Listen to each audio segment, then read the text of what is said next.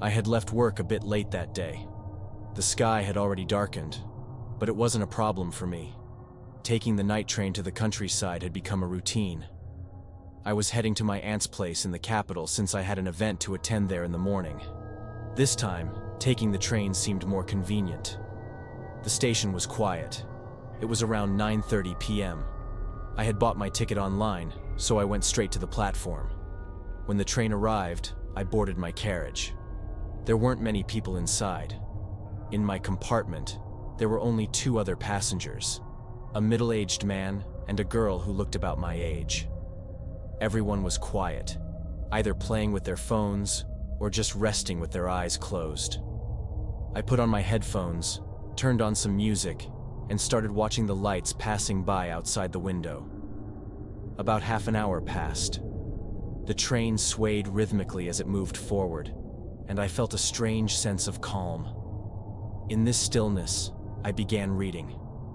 I felt completely safe, like any other usual journey. At some point, I glanced at the girl sitting across from me. She was quietly looking out the window. She didn't have a book in her hands, nor was she on her phone. She was just staring out.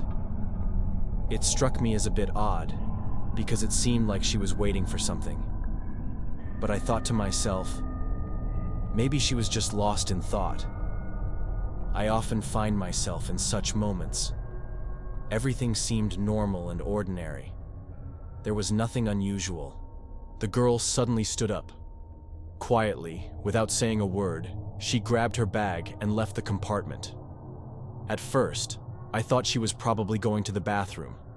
The train was designed in such a way that there was a restroom at the end of the carriage. Time passed. 5 minutes. 10 minutes. 15. She didn't return. At first, I didn't think much of it. I was watching a video on my phone.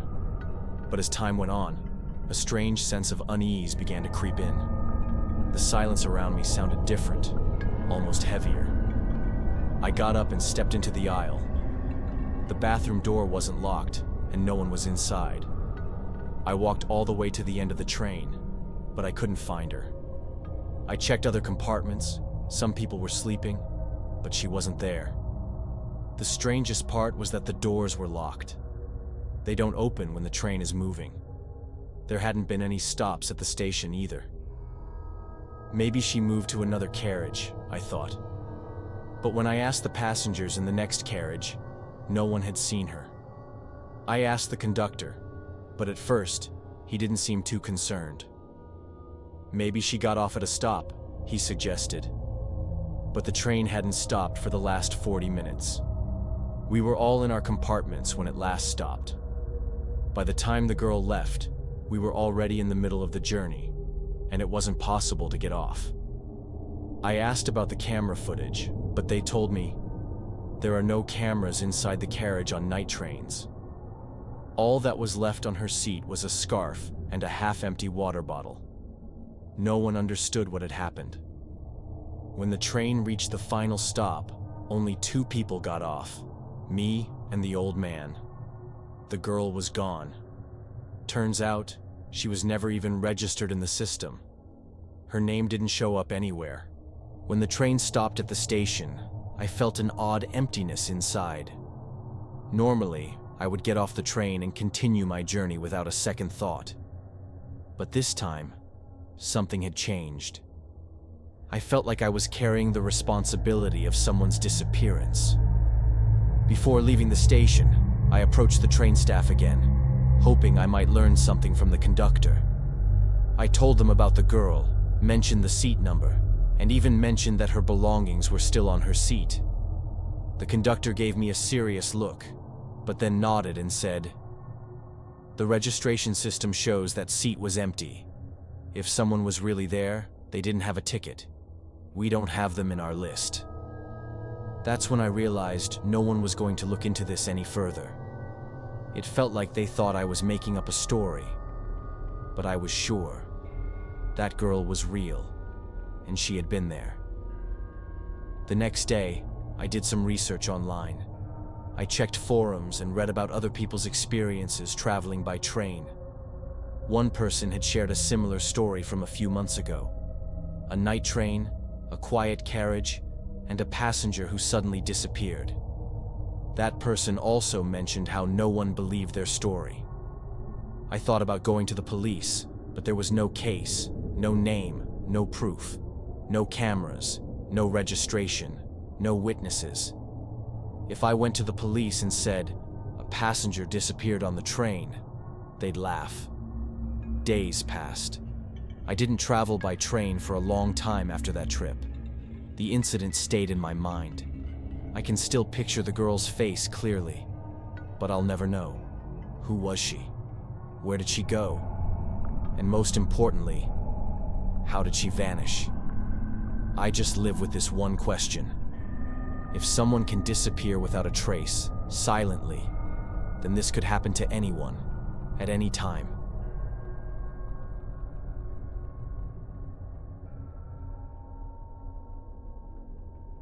I'll never forget the strange and terrifying events that happened in the office. One night, something happened that couldn't be explained. Messages on the screen, my phone turning on by itself.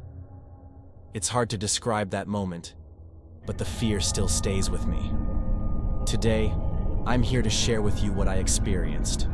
At that time, I worked in an office, and my workdays were very simple and routine. Every day, I would go in the morning and return home in the evening. At the end of the day, the office was usually left empty, just me. There were no other night workers. Everyone had already gone home. I worked in peace, as I often focused solely on my tasks. Several months went by without any strange occurrences. Everything was normal. But that night, everything changed. Actually, it was supposed to happen at the end of just another day. I planned to finish my work quickly and head home. I was about to shut down my computer and turn off the office lights. As usual, the office was left empty. I will never forget that moment. Suddenly, my computer screen turned on by itself. This was unusual for me. The screen's previous state wasn't too chaotic. It was just the standard desktop view. But after a few seconds, everything changed. In the top left corner of the screen, a small but very clear message appeared. "You're here." This was very strange. At first, I thought maybe I accidentally touched something and a program opened on its own. But then I turned the screen off and on a few times, and nothing changed. The message was still there, for no apparent reason. All my attention was drawn to it, and a sense of unease began to grow inside me.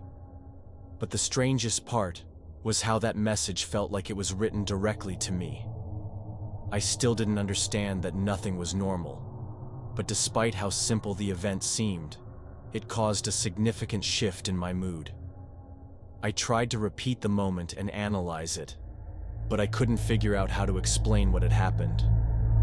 My eyes seemed frozen on the screen, and my mind drifted elsewhere. At first, even though everything seemed very strange, I didn't take it too seriously. In fact, I still thought it was just some sort of mistake. But then things got even stranger. The message on the screen suddenly disappeared, and a new one appeared. "You're not alone here." My heart tightened. I didn't understand what was happening. If this was a mistake, maybe there was a program issue on the computer. But this was getting too weird. Shortly after, I heard the sound of my work phone. I thought it was normal for someone to be calling me. But there was no call on my phone. Everything seemed normal, but I felt like something was wrong. I was sure I wasn't mistaken. Both my phone and my computer started reacting in a very strange way within a few minutes. The keyboard on my computer began typing on its own. I hadn't pressed any keys, but letters were appearing on the screen. Short messages and sentences were being written. The text came and went very quickly. "You're not alone here," appeared again, but this time it felt even more terrifying. It was as if the words were being sent directly into my mind. A sort of cold smile formed inside me. Then, Suddenly, my phone screen lit up. There was another message. "I'm watching you." My heart began to race. Even my hands started trembling. I threw the phone down and ran toward the office door. But the door wouldn't open. Normally, the door would open with a single push, but this time it felt like there was some sort of barrier. Both my phone and computer kept working at the same time, but there were no calls coming in from anyone. Finally, by opening the door, I felt not only freed from the office, but also a bit from myself. My whole body was trembling, but I couldn't fully explain what had happened. I took a few deep breaths and looked around, but nothing seemed normal. My computer and phone had returned to normal, but the terror of that moment still stayed with me. The screens, once calm and simple, now felt as if something was still wrong. The unease and fear inside me turned into an unexplainable void. The next day, I returned to work, but nothing would be the same. After that night, I began to think about what had happened in a completely different way.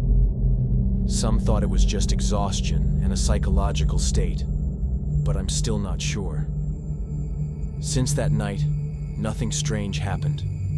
But for me, that moment changed everything. I would never forget those messages and that terrifying moment. I tried to make sense of what had happened, but I couldn't find any answers. The other people at work hadn't felt any changes. Both my computer and phone were working fine. I tried to return to that place a few times, but my heart never felt at ease. I attempted to explain what had happened that night, but no one understood me properly. I still carry the marks of that moment, but I can't fully explain it to anyone. And there will always be one question left. Who was it, and what was their purpose? Even though some time has passed since this terrifying event, those moments are still vivid in my mind. What seemed normal turned into the strangest and most frightening night of my life. If you had trouble understanding the experience I went through, don't worry, because I still don't fully understand what happened. Thank you for watching the video, and I'll see you next time.